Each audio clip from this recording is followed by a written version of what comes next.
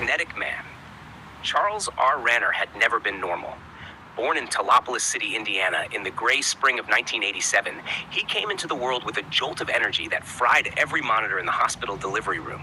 Nurses whispered about the blackout. His mother called it God's spark. His father called it a curse. By 35, Charles had learned the truth. He was a mutant, gifted or damned with the ability to harness, redirect, and weaponize kinetic energy. Chapter 1. The Spark in the Streets. Talopolis was a city that grew like a tumor off the banks of the Wabash River, steel and brick stitched together with shadows.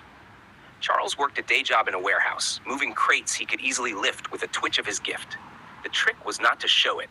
He'd learned the hard way that people feared what they didn't understand. At night, though, the city changed. The gangs of the Syndicore Cartel prowled the streets with black market tech, shock rifles, gravity bombs, drones humming like flies. They called themselves the New Order. Charles couldn't stand by. Wearing nothing more than a leather jacket and a mask stitched from an old motorcycle helmet, he became Kinetic Man, the blur that struck like a thunderclap. Every punch he threw carried the momentum of a freight train. Every leap rattled windows. He wasn't invincible, just unstoppable in motion. One night, in the heart of the market district, he caught them in the act. 3 Syndicore thugs cornered a girl against a graffiti-smeared wall. Their drone spotlight bathed her in sterile white. Charles dropped from a fire escape. His boots cracked the pavement like a hammer. "Let her go," he said, voice steady, energy simmering under his skin. They laughed, until the first man lunged. Charles caught his arm, redirected the man's motion, and slingshotted him into a dumpster. Kinetic energy flowed like liquid fire through his muscles. The second thug fired a shock rifle. Charles tilted sideways, catching the bolt on his palm. The energy sizzled, and with a flick, he hurled it back in a glowing arc that exploded the drone. The girl fled. The last thug trembled, muttering about the kinetic freak. Charles let him run. Fear was sometimes more useful than fists. Chapter 2. The Syndicore war word spread. Syndicore wasn't just a gang. They were an extension of something bigger. A tech syndicate experimenting with energy extraction. Their scientists built machines that drained electricity, motion, even kinetic signatures from living beings. Charles discovered this the night he infiltrated one of their warehouses. Inside, massive glass cylinders hummed with restrained energy. People floated in them. Hostages, drained husks twitching as the machines siphoned their very life motion. On a raised platform stood Dr. Vera Strauss, the Syndicore's head scientist. Tall, silver hair in a razor-sharp cut, eyes glowing with artificial implants. "We've been waiting for you, Ranner," she purred through a voice amp. "The man who is kinetic energy embodied. You are not an obstacle. You are the prize." She raised the gauntlet.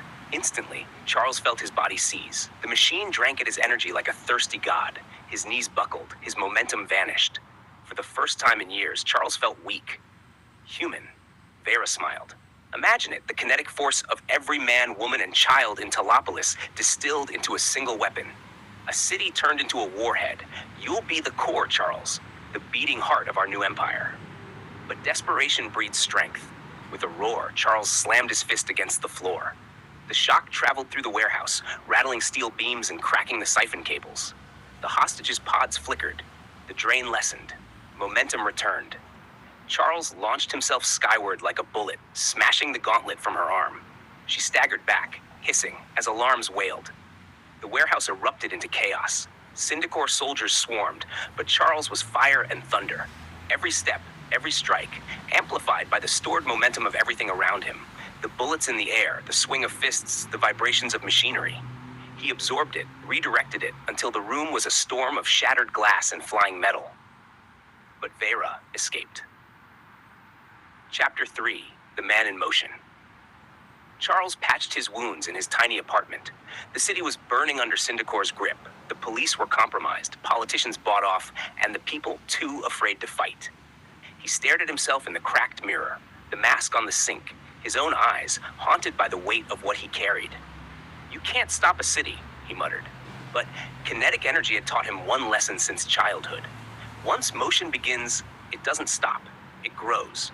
Momentum spreads. Maybe he didn't need to stop the city. Maybe he just needed to start something that couldn't be stopped. Chapter 4.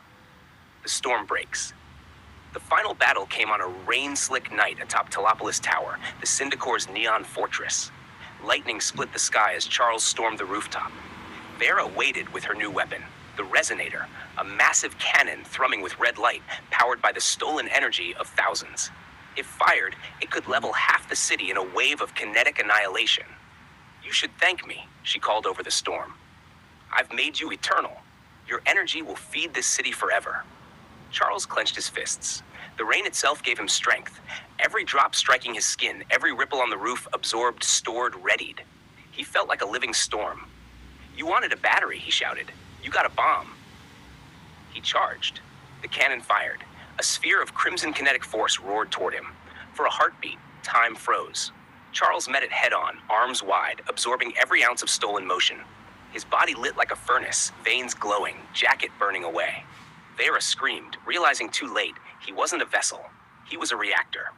With a primal cry, Charles released everything. The rooftop exploded in a shockwave that shattered windows for miles. The Resonator disintegrated. Vera was hurled into the night, swallowed by the storm.